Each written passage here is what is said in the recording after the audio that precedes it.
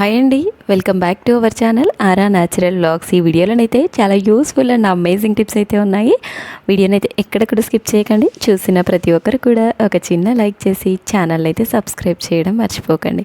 ఎవరైనా సరే first time మన ఛానల్ని చూస్తున్నట్లయితే ఒక్కసారి ఛానల్కి వెళ్ళి అయితే చెక్ చేయండి. మీకు నచ్చిన కంటెంట్ ఉంది, యూజ్ అయ్యే టిప్స్ ఉన్నాయి అనుకుంటే రెగ్యులర్గా ఛానల్ని అయితే ఫాలో చేస్తూ ఉండండి. యూట్యూబ్లోనే కాదండి, ఇన్స్టాగ్రామ్లో కూడా ఫాలో చేయండి. అక్కడ కూడా మంచి మంచి టిప్స్ అయితే షేర్ చేస్తూ ఉంటాను. నేను షేర్ చేసే ప్రతి టిప్ కూడా నా రియల్ లైఫ్లో వర్క్ అవుతుంది, మంచి రిజల్ట్ ఉంది అన్నప్పుడు మీతో షేర్ చేస్తాను. మీరు కూడా తప్పకుండా ట్రై చేయండి. మనందరి ఇళ్ళలో కూడా కామన్గా వాషింగ్ మిషన్ అయితే వాడుతూ ఉంటాము. వాషింగ్ మిషన్ లిక్విడ్ అయితే ఎక్కువ కాస్ట్ ఉంటుంది కదా. మనము లిక్విడ్ బయట కొనుక్కోవాల్సిన పని లేకుండా తక్కువ ఖర్చుతోనే ఇంట్లోనే జస్ట్ ఒక రిన్ సోప్ ఉంది అనుకోండి, మంచిగానైతే సింపుల్గా ప్రిపేర్ చేసుకోవచ్చు. ఇలా మనకు కావాల్సిన క్వాంటిటీ సోప్ని అయితే తురుముకోవాలి. తర్వాత అందులో హాట్ వాటర్ వేసుకోవాలి. మంచి స్మెల్ కోసం అయితే కంఫర్ట్ని వేసుకోవాలి. మళ్ళీ తర్వాత మనం బట్టలకి సపరేట్గా వేయాల్సిన పని లేకుండా ఇందులోనే వేసి ప్రిపేర్ చేసుకోవచ్చు. అందులో బట్టల్లో ఉండే బ్యాక్టీరియా పోవడానికి వెనిగర్ని యాడ్ చేసుకోవాలి.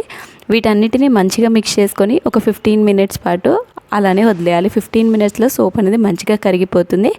ఇదంతా కూడా మంచిగా లిక్విడ్ టెక్చర్లోకి అయితే వచ్చేస్తుంది. తర్వాత దీన్ని డబ్బాలో స్టోర్ చేసుకొని డైలీ మనం వాషింగ్ మిషన్ లిక్విడ్ లాగానైతే యూస్ చేసుకోవచ్చు. నేనైతే జస్ట్ 1 డేకి సరిపడా క్వాంటిటీ చేసుకున్నాను.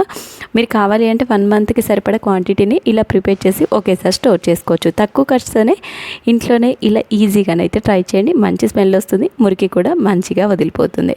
నెక్స్ట్ టిప్, చాలామంది పూరి చేసినప్పుడు పొంగట్లేదు, ఆయిల్ పీలుస్తుంది అంటూ ఉంటారు కదా.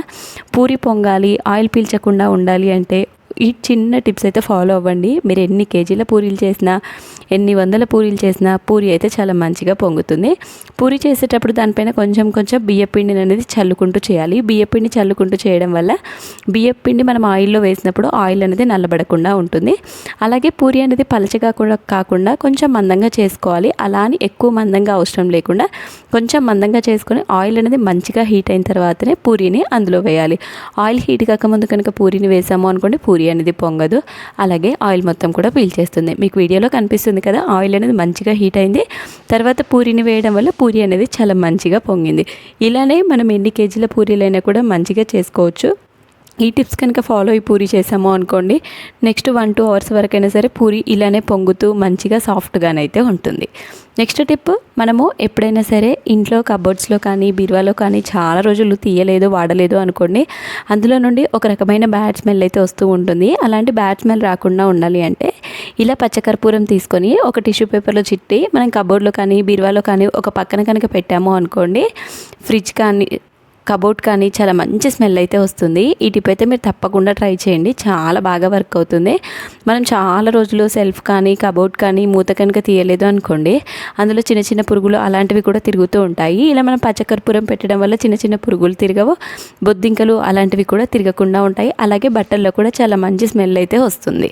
నెక్స్ట్ టిప్, ఎప్పుడైనా సరే బట్టల మీద పచ్చడి మరకలు కానీ కర్రీ మరకలు కానీ పడ్డాయి అనుకోండి, అంత ఈజీగానైతే పోవు. మనము డైరెక్ట్గా నానబెట్టి కనుక క్లీన్ చేసాము అనుకోండి, ఆ మరక అనేది మొత్తం స్ప్రెడ్ అయిపోయి వేరే వాటికి కూడా అంటుతుంది. మనకి పడ్డ ప్లేస్లోనే అక్కడి వరకే క్లీన్ చేసేసి రిమైనింగ్ పార్ట్ని అంతా కూడా నార్మల్గా వాష్ చేసుకోవచ్చు. పడ్డ ప్లేస్లో కొంచెం టాల్కమ్ పౌడర్ని అయితే వేసుకోవాలి. ఒక 2 మినిట్స్ పాటు అలానే వదిలేసి ఒక స్పూన్తో కానీ నైఫ్తో కానీ ఇలా మొత్తం కూడా రబ్ చేసుకోవాలి. ఆల్మోస్ట్ ఒక 50% ఆయిల్ మరక అనేది ఇక్కడే వదిలిపోతుంది. తర్వాత దాని మీద కొంచెం డెటాల్ వేసి బ్రష్తో ఒక 2 మినిట్స్ రబ్ చేసి తర్వాత వాటర్లో కనుక వాష్ చేసుకున్నాము అనుకోండి, మరక అనేది మనకు అస్సలే కనిపించదు. బట్టల మీద పెన్ మరకలు కానీ ఇంకు మరకలు కానీ పడితే ఎలా క్లీన్ చేసుకోవాలో కూడా ఆల్రెడీ మన ఛానల్లో చాలా రకాల టిప్స్ అయితే షేర్ చేశాను. చెక్ చేయకపోతే ఒకసారి ఛానల్కి వెళ్ళి అయితే చెక్ చేయండి. ఇలా నీట్గా వాష్ చేసుకొని ఎండ తగిలే ప్లేస్లో దీన్ని అయితే ఆరబెట్టాము అనుకోండి, మనకి ఈజీగా మరక అనేది కనిపించకుండా ఉంటుంది. మెయిన్గా ఎండలో ఆరేసాము అనుకోండి, మరక అనేది ఈజీగా వదిలిపోతుంది. మనం సబ్బుతో కానీ లిక్విడ్తో కానీ రుద్దాల్సిన పని లేకుండా సింపుల్గా ఇలా కనుక ట్రై చేశారు అనుకోండి, ఎంత మొండి మరకలైనా సరే ఈజీగానైతే పోతాయి. నెక్స్ట్ టిప్, చాలామందికి జర్నీ చేసేటప్పుడు వామిటింగ్ సెన్సేషన్ అయితే వస్తూ ఉంటుంది. కొంతమందికి కార్ జర్నీ, కొంతమందికి బస్ జర్నీ అలాంటిది అయితే పడదు కదా. అలాంటప్పుడు జర్నీ చేసేటప్పుడు ఈ చిన్న టిప్ కనుక ట్రై చేశారు అనుకోండి, అస్సలు వామిటింగ్ సెన్సేషన్ అయితే రాదు. ఒక కాటన్ కర్చీఫ్ తీసుకొని అందులో కొన్ని బియ్యంని తీసుకోవాలి. అందులోనే కొంచెం కర్పూరం ఉంటుంది కదా, ఇలా పౌడర్ లాగా చేసుకొని మొత్తం కూడా వేసుకోవాలి. తర్వాత దీన్ని మొత్తం మిక్స్ చేసుకొని మూటలా చుట్టుకొని ఈ స్మెల్ కనుక చూసాము అనుకోండి, మనకి వామిటింగ్ సెన్సేషన్ అయితే రాకుండా ఉంటుంది. చాలామందికి కార్ స్మెల్ అయితే పడదు కదా, అలాంటి వాళ్ళు కనుక ఈ రెమెడీ ట్రై చేశారు అనుకోండి, మనకి జర్నీ మొత్తం హ్యాపీగా చేసుకోవచ్చు. మనకి ఎలాంటి వామిటింగ్ సెన్సేషన్ అయితే రాకుండా ఉంటుంది. నెక్స్ట్ టిప్, ఇంట్లో కనుక ఎలుకలు ఎక్కువగా ఉన్నాయి అనుకోండి, ఒకసారి టిప్ అయితే ట్రై చేయండి. ఒక్క ఎలుక కూడా కనిపించదు. ఒకటి బాగా పండిన టమాటాని అయితే తీసుకోవాలి. అందులోనే ఒక నాప్థలిన్ ట్యాబ్లెట్ ఉంటుంది కదా, అవి మెత్తగా పౌడర్ లాగా చేసుకొని ఈ టమాటాల మీద వేసి నైట్ పడుకునే ముందే ఎలుకలు తిరిగే ప్లేస్ ఉంటుంది కదా, ఆ ప్లేస్లో కనుక దీన్ని పట్టుకొని పెట్టి నెక్స్ట్ డే మార్నింగ్ కనుక రిమూవ్ చేసాము అనుకోండి, ఎలుకలు అనేది ఆ స్మెల్కి అట్రాక్ట్ అయితే కొన్నిసార్లు అయితే తినేస్తాయి. తినలేదు అనుకోండి, వాటిని రిమూవ్ చేసేయాలి. ఎందుకు అంటే ఇంట్లో చిన్నపిల్లలు కానీ పెట్స్ కానీ ఉన్నాయి అనుకోండి, వాటిని తెలియక తిన్నారు అనుకోండి, చాలా పెద్ద ప్రాబ్లం అవుతుంది. కాబట్టి జాగ్రత్తగా చూసి అయితే పెట్టుకోవాలి. నెక్స్ట్ టిప్, ప్రతి కర్రీలో కూడా కామన్గా వేసే థింగ్ ఏదైనా ఉంది అంటే కరివేపాకు. ఈ కరివేపాకు అనేది ఎండాకాలంలో తొందరగా ఎండిపోతుంది. మనం తీసుకొచ్చిన తర్వాత తొందరగా ఆరిపోతూ ఉంటుంది. మనకు అలా పాడవకుండా చాలా రోజుల వరకు ఫ్రెష్గా ఉండాలి అంటే ఇలా కరివేపాకుని అయితే ముదిరిన ఆకుల్ని మంచిగా సపరేట్ చేసుకోవాలి.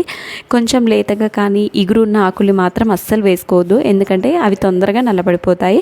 వాటి ద్వారా మంచిగా ఉన్న ఆకులు కూడా పాడైపోతాయి.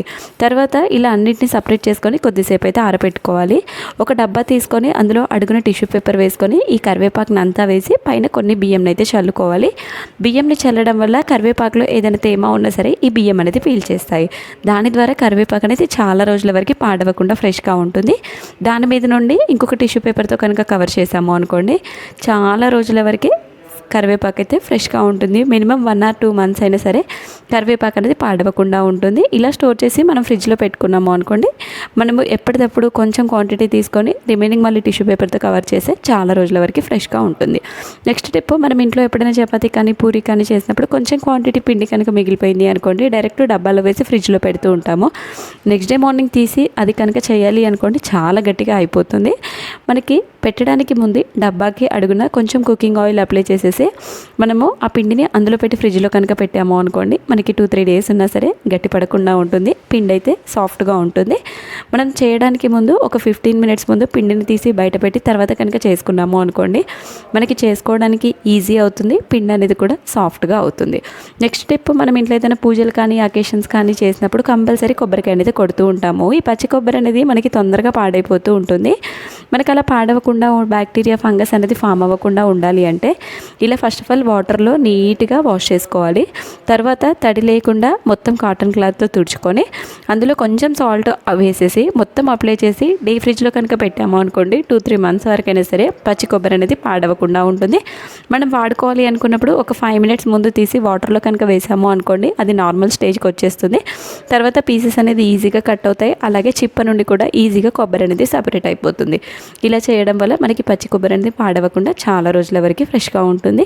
పచ్చి కొబ్బరి ఎలా స్టోర్ చేసుకోవాలి ఆల్రెడీ 5 to 6 టిప్స్ అయితే షేర్ చేశాను. ఒకసారి ఛానల్కి వెళ్ళి అయితే చెక్ చేయండి. నెక్స్ట్ టిప్, మనందరి ఇళ్ళలో కూడా కామన్గా ఇలాంటి టీ స్టైనర్స్ అయితే వాడుతూ ఉంటాము. కొన్ని డేస్ వాడిన తర్వాత ఈ టీ స్టైనర్స్ ఎడ్జెస్ అంతా కూడా చిన్న చిన్న ఇప్పుడు ఏదైతే టీ పౌడర్ ఉంటుంది కదా, ఆ టీ పౌడర్ అనేది అందులోనే మిగిలిపోతుంది. తర్వాత టీ స్ట్రెయిన్ చేసేటప్పుడు ఆ హోల్స్ అన్నీ కూడా క్లోజ్ అయిపోయి సరిగ్గానైతే కిందికి కారదు. అలా హోల్స్ అనేది క్లోజ్ అయిపోయిన వాటిని ఎప్పటికప్పుడు ఇలా 15 daysకి ఒకసారి అయితే మంచిగా క్లీన్ చేసుకోండి. మనం ఇంట్లో యూస్ చేసే కోల్గేట్ టూత్పేస్ట్ ఉంటుంది కదా, ఆ టూత్పేస్ట్ని వీడియోలో చూపించినట్టుగా అప్లై చేసేసి టూత్ బ్రష్తో ఇలా మొత్తం కనుక రబ్ చేసి నార్మల్ వాటర్తో కనుక వాష్ చేసాము అనుకోండి, హోల్స్ అన్నీ కూడా మంచిగా ఓపెన్ అయిపోతాయి. ఇలా ఎవ్రీ 15 to 20 daysకి ఒకసారి కనుక మనము మంచిగా కనుక క్లీన్ చేసుకున్నాము అనుకోండి, చాలా రోజుల వరకు టీ స్టైనర్ అనేది పాడవకుండా ఉంటుంది. ఇలాంటి టీ స్టైనర్స్ అనేది మనం చాలా రోజుల వరకు అయితే వాడుకోవచ్చు. ప్లాస్టిక్ అయితే అస్సలు యూస్ చేయకండి.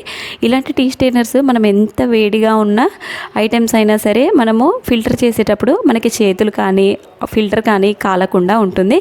సో ఎవరైనా సరే ఇలాంటి టీ ఫిల్టర్స్నే వాడండి. చాలామంది ప్లాస్టిక్ ప్లాస్టిక్ అయితే వాడుతూ ఉంటారు, అవి కొన్నిసార్లు కాలిపోయే ఛాన్సెస్ ఉంటాయి. కాబట్టి ఇలాంటి టీ ఫిల్టర్స్నే వాడండి. నెక్స్ట్ టిప్, మనం పచ్చళ్ళు అయితే ఇలాంటి బాక్సెస్లో పెట్టుకుంటూ ఉంటాం కదా, మనం పెట్టుకోవడం ఈజీ, బట్ తీసి వాటిని వాష్ చేయాలి అన్నప్పుడు మన చెయ్యి అయితే అందులో పట్టదు. ఒకవేళ పట్టినా సరే వాష్ చేసేటప్పుడు చెయ్యి అయితే సరిగ్గా తిరగదు. అలాంటప్పుడు ఒక 2-3 టిష్యూ పేపర్స్ తీసుకొని అందులోనే ఒక విమ్ లిక్విడ్, అంటే అందులో ఉండే ఆయిల్ జిడ్డు పోవడానికి విమ్ లిక్విడ్ అయితే వేసుకోవాలి.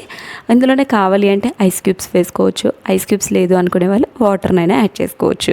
వీటన్నిటిని మూత పెట్టేసి ఒక 2-3 మినిట్స్ పాటు కనుక షేక్ చేసాము అనుకోండి, అందులో ఉండే ఆయిల్ మరకలు, జిడ్డు, అలాగే మిగిలిపోయిన పచ్చడి అంతా కూడా ఈజీగా బయటకు అనేది వచ్చేస్తుంది. మనం చేయి పెట్టి రుద్దాల్సిన అవసరం లేదు, బ్రష్ పెట్టి రాకాల్సిన పని లేకుండా ఈజీగానైతే వచ్చేస్తుంది. ఐ హోప్ టిప్స్ అన్నీ కూడా నచ్చాయని అనుకుంటున్నాను. మీకు ఏ టిప్ నచ్చిందో కామెంట్ చేయండి. ఫర్దర్గా మీకు ఎలాంటి టిప్స్ కావాలో కామెంట్ చేయండి. నెక్స్ట్ వీడియోస్లోనైతే తప్పకుండా చేయడానికైతే ట్రై చేస్తాను.